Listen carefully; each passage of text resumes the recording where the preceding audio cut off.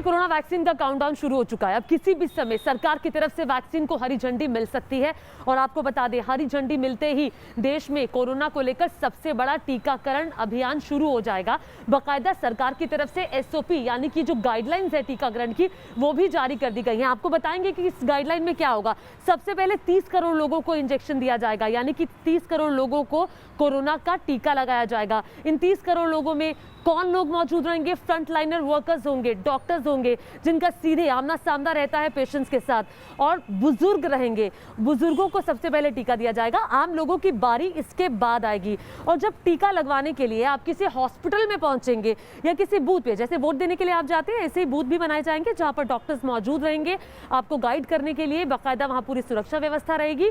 तो जब आप पहुंचेंगे हॉस्पिटल में, तब प्रोसेस क्या रहेगा, कैसे आपको टीका लगेगा, ये आज हम आपको बताने वाले हैं। तो चलिए, हॉस्पिटल में हम पहुंचे हैं, अंदर चलते हैं और आपको तफसील से बताने वाले हैं कि टीकाकरण के लिए जब आप पहुंचेंगे तो पूरा प्रोसेस क्या रहने वाला है, कैसे लगेगा आपको टीका। चलिए चलते हैं। कोरोना की वैक्सीन हमारे आपके बाजू तक कैसे पहुंचेगी, इसकी पूरी प्रक्रिया समझने के लिए हमने आज एक हॉस्पिटल का रुख किया। यहाँ हमने ये जानने और समझने की कोशिश की कि वैक्सीनेशन के लिए अगर आप जाएंगे तो आपको किन किन बातों का ख्याल रखना होगा, वैक्सीनेशन के लिए कौन कौन सी स्टेज से आपको गुजरना होगा। हॉस्पिटल में आते ही सबसे पहले आपको जाना होगा कोविड वैक्सीनेशन रजिस्ट्रेशन रूम में, जिसके अंदर हम एंटर कर चुके हैं। और इस रूम में दरअसल आके आपसे सारी पूछताछ होगी, आपका पहचान पत्र देखा जाएगा और क्या क्या होगा ये डॉक्टर रुचि हमें बताएंगी। डॉक्टर रुचि हमारे साथ मौजूद हैं। डॉक्टर रुचि, ये रजिस्ट्रेशन रूम में क्या होगा? हमारे पास जो भी पेशेंट बाहर से गवर्नमेंट की साइड से रजिस्टर्ड होके आएंगे according to their time periods, उनको हम इस रजिस्ट्रेशन रूम में लेंगे। और हमारे जो भी यहाँ पे डॉक्टर साहब बैठे होंगे वो कुछ डिटेल्स पेशेंट से पूछेंगे। डॉक्टर साहब, आप क्या पूछेंगे? मान लीजिए अनुपम आपके पास आए। अनुपम आइए ज़रा। अनुपम आए हैं आपसे वैक्सीन के लिए, तो आप क्या पूछेंगे? आपका रजिस्ट्रेशन कार्ड दिखा दीजिए पहले। मेरा सारा डिटेल्स इस फाइल में रखी हुई है और ये मेरी आईडी है। हाँ, ये देखिए, आईडी कार्ड चेक होगा और ये डॉक्टर साहब यहाँ पे आईडी कार्ड चेक करें अनुपम की। आईडी कार्ड में कुछ भी हो सकता है, आधार कार्ड हो सकता है, वोटर आईडी कार्ड हो सकता है, आपका ड्राइविंग लाइसेंस हो सकता है, जो भी गवर्नमेंट की तरफ से जो ओके वाली जो आईडी प्रूफ्स हैं, यानी कि जिसको गवर्नमेंट की तरफ से एनओसीज मिली हैं, वो आप आईडी प्रूफ यहाँ पर लेके आएंगे। डॉक्टर साहब, फिर क्या पूछेंगे आप? उनकी प्रीवियस इलनेस के बारे में पूछिएगा। आपको कोई प्रीवियस इलनेस कुछ है? डस्ट एलर्जी है जो कि 15 ईयर पहले ही डायग्नोज हुई थी। और कोविड की जो कोविड हुआ था आपको इससे पहले? मैं अभी तक मुझे कोविड नहीं हुआ है। ठीक है। और कोई प्रेजेंट में आपको कोई बीमारी है, मतलब खांसी जुकाम ऐसी कुछ कोई प्रॉब्लम अभी प्रेजेंटली? ऐसा कुछ भी नहीं है। कोई एलर्जिक हिस्ट्री, मतलब कोई दवाई से, कोई फूड से, किसी भी चीज़ों में एलर्जिक हिस्ट्री कुछ है? No, I don't have any drug allergy. ठीक है, एलर्जी नहीं है, यानी कि ये सारे सवाल यहाँ हो गए। अब जब हमारा ये प्रोसीजर यहाँ पे कंप्लीट हो जाएगा, पेशेंट यहाँ पे हमारा रजिस्टर्ड हो गया, यानी कि फ़ोन पे भी तो वो देखेंगे ना कि इनको क्या रजिस्ट्रेशन देखने के बाद ही हम पेशेंट को आगे ये डिटेल्स के लिए लेंगे। फ़ोन रजिस्ट्रेशन चेक होने के बाद, डिटेल्स कंप्लीट होने के बाद हम पेशेंट को अपने वेटिंग एरिया में लेंगे। अनुपम को अब वेटिंग एरिया में बैठना होगा और अब ये पहले से ही वेटिंग एरिया जो है वो पूरा गवर्नमेंट की एसओपी के मुताबिक वेटिंग एरिया ये बनाया गया है। पेशेंट को आने के बाद यहाँ पे उनका बेसिक चेकअप, जिसमें उनका टेम्परेचर चेकअप, उनका बीपी चेकअप, वो कराया जाएगा। उनका बीपी चेकअप होगा। तो ठीक है, अब यहाँ पे उनका बीपी चेक हो रहा है अनुपम का। अब आप देख सकते हैं डॉक्टर रुचि हमारे साथ मौजूद हैं। देखिए, ऐसे वेटिंग एरिया में बैठेंगे और आपका बीपी चेक होगा, आपका टेम्परेचर लिया जाएगा और सवाल जवाब तो आपसे हो ही चुके हैं कि क्या होगा। अब अनुपम का बीपी चेक हो रहा है। अब बीपी जब ठीक होगा तभी एनओसी मिलेगी वैक्सीन की। पेशेंट का बेसिक पैरामीटर्स जो भी वैक्सीनेशन से पहले पूरे होने चाहिए, बीपी उनका ठीक होना चाहिए। अगर ज़रूरत पड़ी तो हम चाहेंगे कि हमारे जो भी फिजिशियन है, अगर रिक्वायर्ड है पेशेंट को, तो उनको भी दिखाया जाए वैक्सीनेशन से पहले। ठीक है, अभी देखिए वैक्सीन को हरी झंडी मिली नहीं है, लेकिन हम आपको एक डेमो दिखा रहे हैं कि क्या होगा जब वैक्सीन आएगी। आपको पहले रजिस्ट्रेशन रूम में जाना होगा, फिर आपको वेटिंग एरिया में वेट करना होगा। आपको बाकायदा आपके फ़ोन पे टाइम आएगा किस टाइम पर आपको वैक्सीन लगने वाली है, उससे कुछ समय पहले आना होगा ताकि जो पूरा प्रोसीजर है वो पूरा हो जाए। जैसे कि हमने आपको बताया कि अनुपम अनुपम से पूरी पूछताछ हुई, उसके बाद अब अनुपम का बीपी चेक हो रहा है। अब देखते हैं कि बीपी जो चेक हो रहा है उसमें क्या निकलकर सामने आता है। कि इनका क्या ब्लड प्रेशर नॉर्मल है 1 नॉर्मल है इनका बीपी, 160 और 74 है। और इनका टेम्परेचर आपने चेक कर लिया? टेम्परेचर ठीक है इनका। टेम्परेचर ठीक है, चलिए टेम्परेचर ठीक है। अब डॉक्टर क्या होगा अब? जैसे अनुपम अब अगर इनका जैसे बीपी नॉर्मल है, इनका टेम्परेचर नॉर्मल है, अब वेटिंग एरिया में वेट करेंगे जब तक जो हमारा वैक्सीनेशन रूम है उसमें अगर दूसरे पेशेंट मौजूद हैं तो उनका वैक्सीनेशन होने के बाद इनको हम अंदर वैक्सीनेशन एरिया में लेंगे। इस रूम में दरअसल आपको मिलेगी डोज। किसकी? कोरोना की डोज मिलेगी। डॉक्टर हमारे साथ मौजूद हैं। ये वैक्सीनेशन रूम है, चूंकि बाकी जांच हो चुकी है। जी, बाकी जांच हो चुकी है।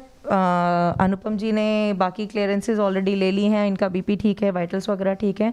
तो वैक्सीनेशन रूम में हम एट अ टाइम 2 पेशेंट्स को वैक्सीन दे सकते हैं। हमारे 2 स्टाफ होंगे यहाँ पे। अब जैसे अनुपम जी को हमने लिया है, ये वैक्सीन भी नॉर्मली जैसे इंट्रामस्कुलर वैक्सीन नॉर्मली लगती हैं उस तरह से ये वैक्सीन दी जाएगी, और जैसे कि हमारी स्वाइन फ्लू की वैक्सीन भी लगती थी। और वैसे तो SOPs गवर्नमेंट की गाइडलाइंस के अकॉर्डिंगली वैक्सीन की आएंगी, बट मोस्टली हम लोग जो वैक्सीन प्रेफर करते हैं वो हमारे जो आर्म का एरिया है जिसे हम डेल्टॉइड एरिया कहते हैं, यहाँ पे उसको दिया जाएगा।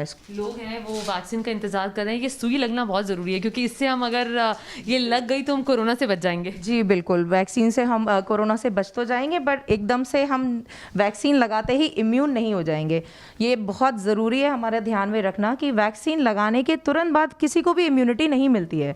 इसकी इम्यूनिटी आने के लिए कम से कम नहीं तो 3 से 4 हफ्ते, जो अप्रॉक्सीमेट अभी तक देखा जा रहा है, वैसे तो हमारी सारी स्टडीज़ चल रही हैं, बट अप्रॉक्सीमेट इतना टाइम लगता है इसके लिए हमारी इम्यूनिटी आने के लिए। अच्छा अनुपम, आप काफ़ी देर से आपका तो चेकअप भी हो गया, अब आप लेटे भी हुए हैं, चूँकि हम डेमो कर रहे हैं। सो एक्साइटमेंट है कि जल्दी जल्दी आ जाओ और ऐसी मुझे लग भी जाए सीरियसली सच में वैक्सीन? बिल्कुल एक्साइटमेंट तो है बिल्कुल, क्योंकि इस बीमारी का कोई इलाज नहीं है वैक्सीनेशन के अलावा।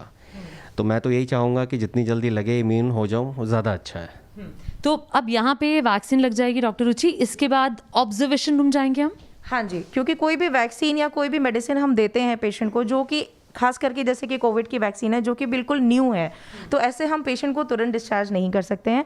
ऐसे पेशेंट को हम कम से कम नहीं तो आधा घंटे अपने ऑब्जर्वेशन में रखेंगे। चलिए अब ऑब्जर्वेशन रूम में चलते हैं और ऑब्जर्वेशन रूम में देखते हैं कि क्या क्या चीज़ों का ख्याल रखा जाएगा और कैसे देखा जाएगा पेशेंट को। ऐसे कौन से पैरामीटर्स हैं जिन पर खासतौर पर डॉक्टर्स की नज़र रहेगी? दूसरे कमरे में अनुपम को वैक्सीन की डोज दे दी गई है। अब अनुपम तीसरे कमरे में जाएंगे और यहाँ उन्हें अगले 30 मिनट तक उनके सेहत की मॉनिटरिंग की जाएगी। और वैक्सीनेशन रूम के बाद अब हम डे केयर रूम यानी कि ऑब्जर्वेशन रूम में हैं, जहां पर पेशेंट को 30 मिनट के लिए ऑब्जर्व किया जाएगा। डॉक्टर रुचि हमारे साथ लगातार मौजूद हैं। डॉक्टर रुचि, इन 30 मिनट में क्या देखा जाएगा पेशेंट का?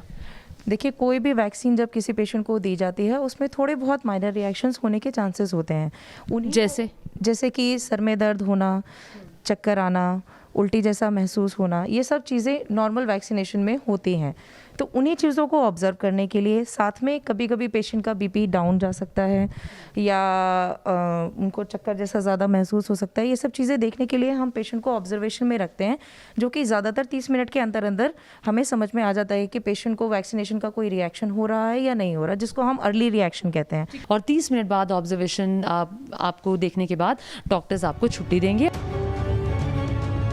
जब वैक्सीनेशन की प्रक्रिया पूरी हो जाएगी तब आपके मोबाइल पर कुछ इसी तरह एक SMS आएगा, जिसमें साफ साफ लिखा होगा कि आपको कहां, किस वक्त और किसने वैक्सीन दी है। इसके साथ ही नीचे एक लिंक होगा जिस पर क्लिक करने के बाद इस तरह एक सर्टिफिकेट आपके मोबाइल में डाउनलोड हो जाएगा, जिसमें आपके नाम के साथ आपकी जन्मतिथि और घर के पते का जिक्र होगा। सर्टिफिकेट में ये भी मेंशन रहेगा कि आपको वैक्सीन की कितनी डोज कब दी गई और किस वैक्सीनेटर ने आपको टीका लगाया। आपने पूरे वैक्सीनेशन प्रोसेस का ABCD तो समझ लिया होगा, लेकिन अब आपको बताएंगे कि जब आप वैक्सीनेशन बूथ पर जाएंगे तो वहां क्या व्यवस्था होगी, आपके दस्तावेजों की जांच से लेकर वैक्सीन देने की प्रक्रिया में कौन कौन लोग शामिल रहेंगे। चलिए तो हम आपको बताते हैं कि वो वैक्सीन जिसका इंतजार सिर्फ देश नहीं बल्कि पूरी दुनिया कर रही है, वो वैक्सीन का टीका जब आपको लगेगा तो किस प्रक्रिया से आपको गुजरना पड़ेगा और क्या उस प्रक्रिया से पहले कभी आप गुजरे हैं, ये भी हम आपको बताएंगे। जी हां, क्योंकि जब आप कोरोना की वैक्सीन का टीका लगवाने के लिए जाएंगे और आपकी उम्र 18 साल से ज्यादा है तो यकीन मानिए आपको एहसास हो जाएगा इस बात का कि आप इस प्रक्रिया से पहले भी गुजरे हैं। क्योंकि एक भारत के नागरिक के तौर पर, भारत के वोटर के तौर पर जब आप वोट डलवाने जाते हैं, ठीक उसी तरीके की या कहिए लगभग उसी तरीके की प्रक्रिया से आपको दो चार होना होगा कोरोना की वैक्सीन लगवाने के लिए। किस तरीके से ये प्रक्रिया काम करेगी हमने आपको पहले भी बताया था। 3 अलग अलग कमरे होंगे जिनसे होकर आपको गुजरना होगा।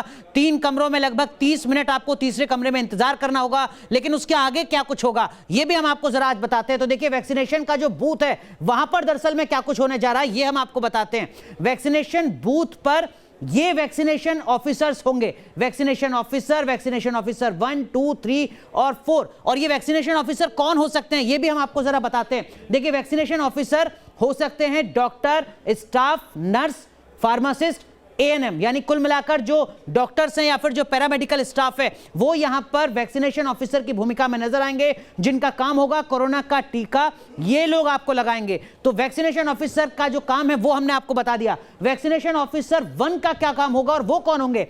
Police, home guard, civil defence, NCC, NSS के तमाम कार्यकर्ता जो टीका लेने वाले के रजिस्ट्रेशन की जांच करेंगे।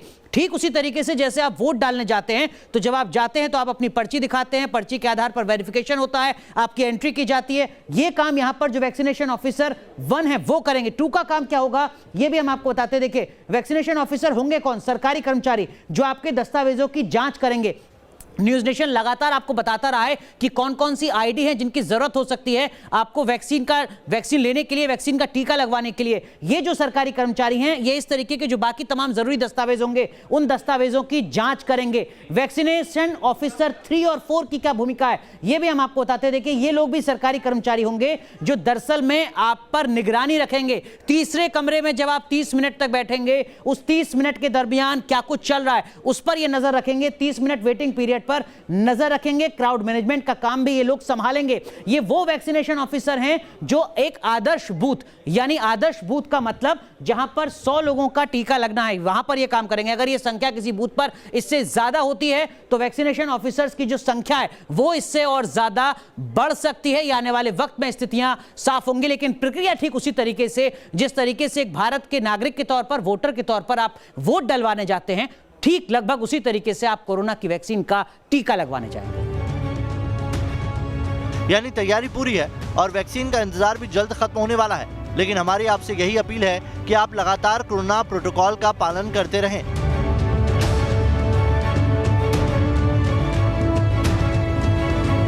Team news nation.